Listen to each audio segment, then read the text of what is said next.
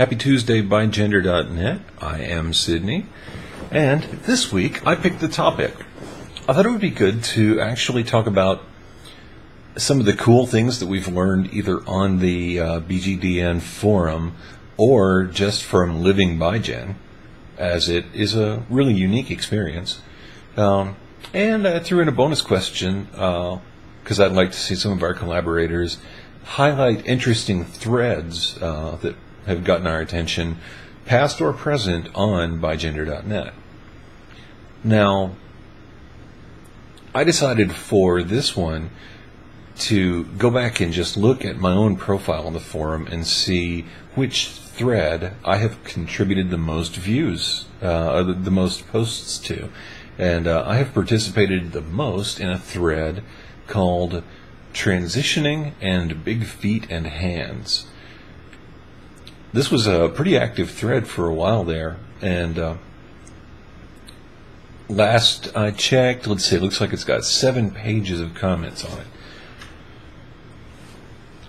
Not everyone who is bigen engages in transition. In fact, those of us who are transitioning are probably a minority, at least as far as medical transition. However, when attempting to accommodate your bigender feelings, some of the peculiarities of your gendered body can really come up. And in the case of male assigned at birth individuals in particular, some of us have really big hands, really big feet, things like that. And these aren't things that you can really surgically take care of. Hormones don't really affect them all that much, but they're part of the whole process for you. You have to come to a feeling of comfort with your body, and or learn some tips and tricks to try to de-accentuate some of the features that you don't want to draw attention to. And so I thought this was a great example of what are some of the cool things that we'll find at bigenderdotnet. Now, as far as general purpose cool stuff, aside from the, I'm sure, previously mentioned business of just finding other people who can relate to my experience at all, I have learned a different perspective.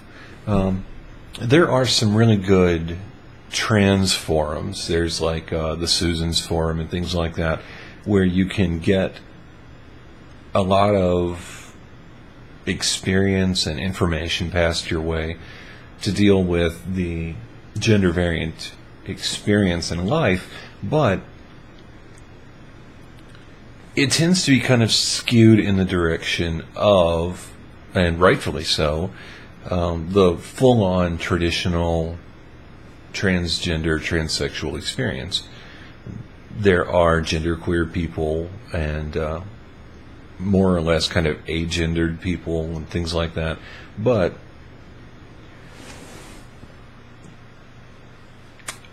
I don't want to say signal to noise, because there's a lot of signal on that forum. But if you really want to interact with people in a manner that draws light onto your unique experience, then going to a place where you guys are in the majority is certainly handy.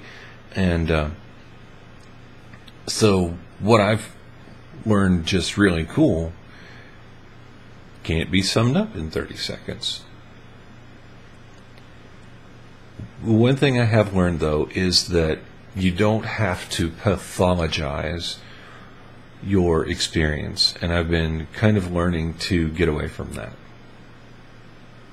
And I think it's been helping my quality of life a little bit.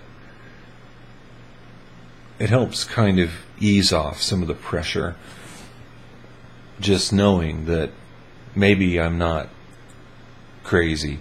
Maybe the whole gender variance thing isn't a problem that has to be addressed.